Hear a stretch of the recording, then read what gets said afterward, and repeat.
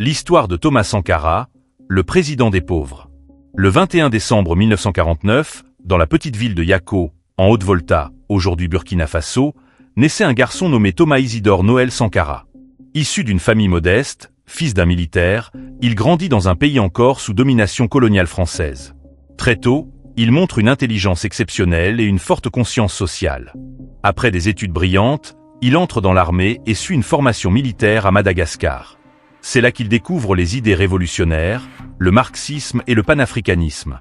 De retour en Haute-Volta, il devient capitaine et commence à critiquer ouvertement la corruption, la dépendance envers la France et la misère du peuple. Le 4 août 1983, à seulement 33 ans, Thomas Sankara prend le pouvoir par un coup d'État populaire aux côtés de son ami Blaise Compaoré.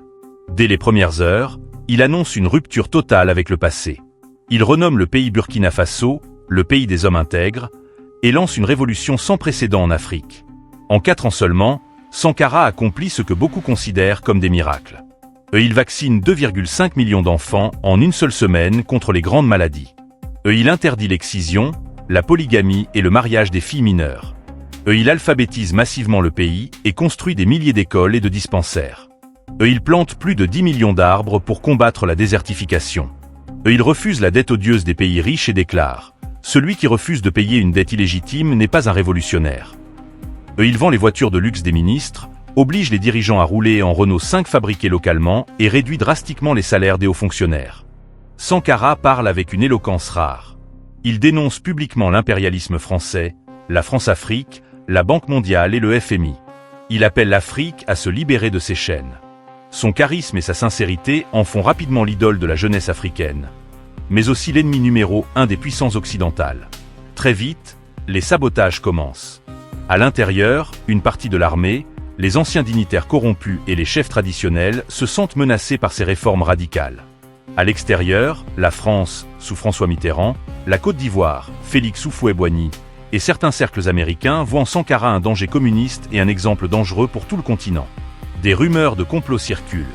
On lui reproche d'être trop proche de la Libye de Kadhafi et de Cuba. Le 15 octobre 1987, lors d'un conseil des ministres ordinaires, des coups de feu éclatent au siège du gouvernement à Ouagadougou. Thomas Sankara est abattu avec 12 de ses plus proches compagnons. Il avait 37 ans. L'homme qui avait pris le pouvoir avec son ami Blaise Compaoré est assassiné par ce même ami. Compaoré prend immédiatement le contrôle du pays et inverse la plupart des réformes de Sankara. Le corps de Thomas est jeté dans une tombe anonyme, sans funérailles nationales. Les preuves accumulées depuis des années montrent clairement le rôle des puissances coloniales. La France, inquiète de la popularité de Sankara et de son discours anti-impérialiste, aurait soutenu ou du moins laissé faire le complot. Des documents déclassifiés et des témoignages de proches révèlent que Paris avait été informé à l'avance et n'avait rien fait pour l'empêcher. Certains parlent même d'une implication directe des services secrets français. Aujourd'hui, plus de 35 ans après sa mort, Thomas Sankara reste vivant dans le cœur de millions d'Africains.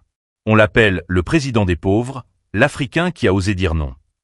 Sa vie courte mais intense continue d'inspirer la jeunesse du continent qui réclame justice, dignité et souveraineté. Thomas Sankara n'est pas mort. Il est devenu une flamme qui ne s'éteint pas.